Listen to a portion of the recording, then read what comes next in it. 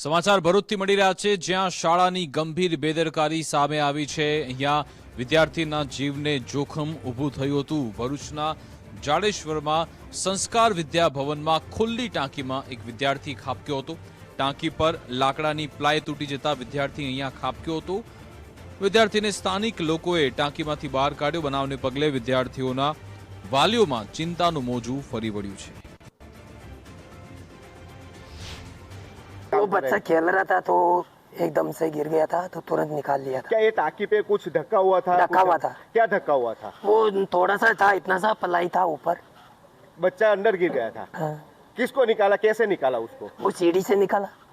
कौन गया था उसको निकालने के लिए? हम ही निकाला था। वो इनके वहाँ काम करने वाले कर्मचारी थे। टंकी में कितना पानी था?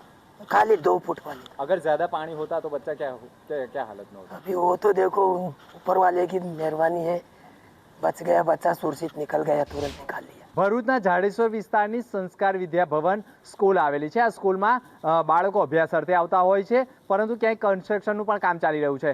સ્કૂલમાં જે બાળકો રમી રહ્યા હતા તે દરમિયાન કેટલાક બાળકો આની ઉપર રમત રમતા હતા। તે દરમિયાન આ પાણીની ટાંકીમાં એક વિદ્યાર્થી પડી જવાના કારણે તેનો બચાવ કરવામાં આવ્યો છે। અહીંયા જે કામ કરી રહ્યા હતા તેમણે બાજુમાં જે આ લોખંડની સીડી છે તે સીડીના આધારે તેને બહાર કાઢવાના પ્રયાસ કર્યા હતા।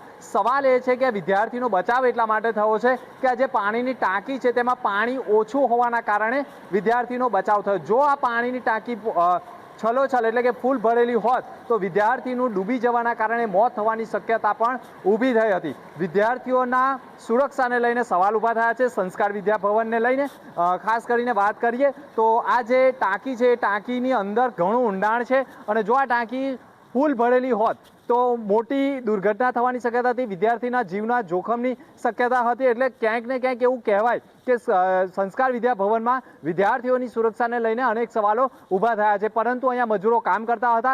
વિદ્યાર્થી જ્યારે અંદર પડ્યો ત્યારે તેને તાત્કાલિક લોખંડની સીડીથી બહાર કાઢવામાં આવ્યો છે અને તેને સુરક્ષિત બહાર કાઢવામાં આવતા શિક્ષકોએ પણ રાહત અનુભવ્યો છે, પરંતુ આ પ્રકારેની ગંભીર બેદરકારી પણ ક્યાંક ને ક્યાંક વિદ્યાર્થીઓ માટે જોખમકારક સાબિત બની રહેનાર છે। મનોજ ખંભાતા સાથે દિનેશ મકવાણા, ગુજરાત ફર્સ્ટ, ભરૂચ।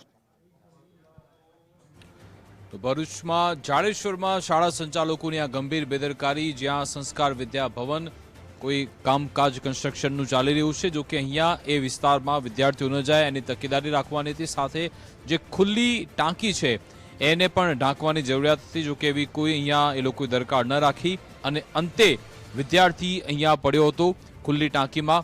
જો કે નસીબે આસપાસના લોકોએ તેને બચાવી લીધો અને સારી વાત એ છે કે દરમિયાન ટાંકીમાં પાણી પણ નહોતું, ન તો કોઈ અણબનાવ પણ બની શક્યો હતો।